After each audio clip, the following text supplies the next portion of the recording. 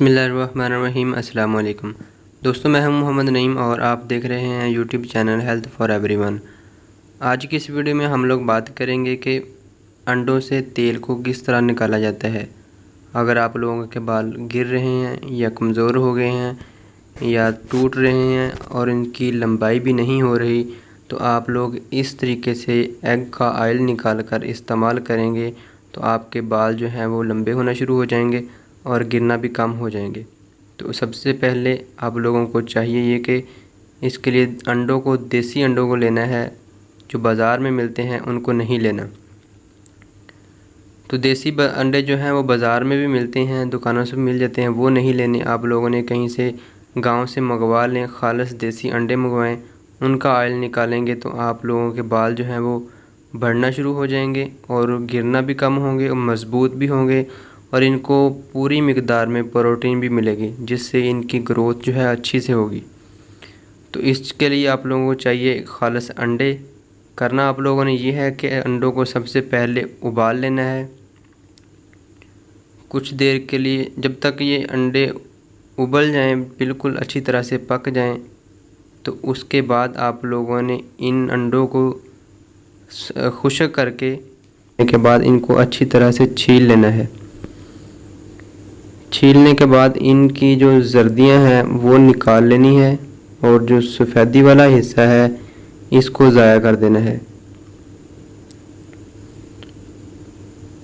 तो जर्दियों को निकालने के बाद इनको आप लोगों ने करना ये है कि तवे के ऊपर रख कर इनको थोड़ा सा मसल देना है। इनको बिल्कुल ऊपर पाउडर कर दें। पाउडर करेंगे तो ये अच्छे तरीके से जो है इन अंडों की जर्दियों से जो है तेल निकलेगा। इस तरीके से इन अंडों को अच्छी तरह से पाउडर कर दें।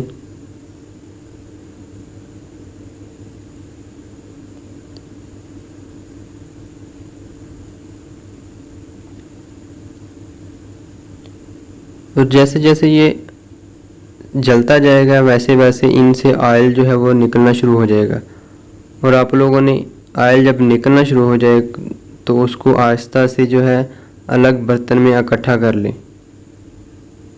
ज़्यादा देर इसको ऊपर ना रहने दें ताकि ऑयल जो है वो जले ना।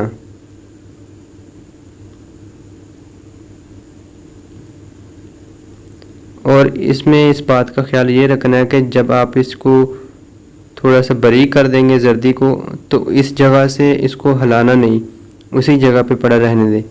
और नीचे वाला हिस्सा जो है वो आहिस्ता आहिस्ता जल जल कर जो है ऑयल छोड़ना शुरू कर देगा।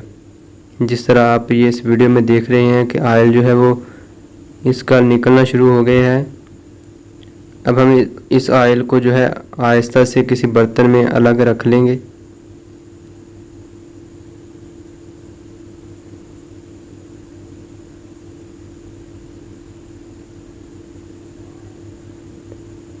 इस तरह हम ऑयल को जो है वो अलहदा कर लेंगे।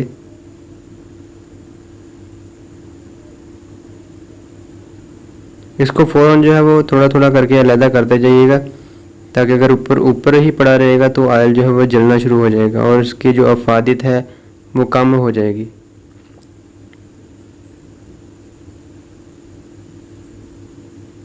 और इसमें आंच को तो है जो है वो थोड़ा सा तेज़ रखना है। कम आंच पे जो है वो ऑयल नहीं निकलेगा।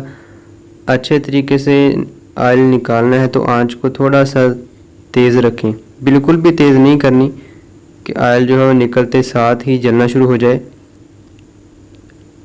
थोड़ा सा इसको स्लो रखेंगे तो इस तरह जो ऑयल जो है वो निकल रहा है और अच्छी मिकदार में निकल रहा है।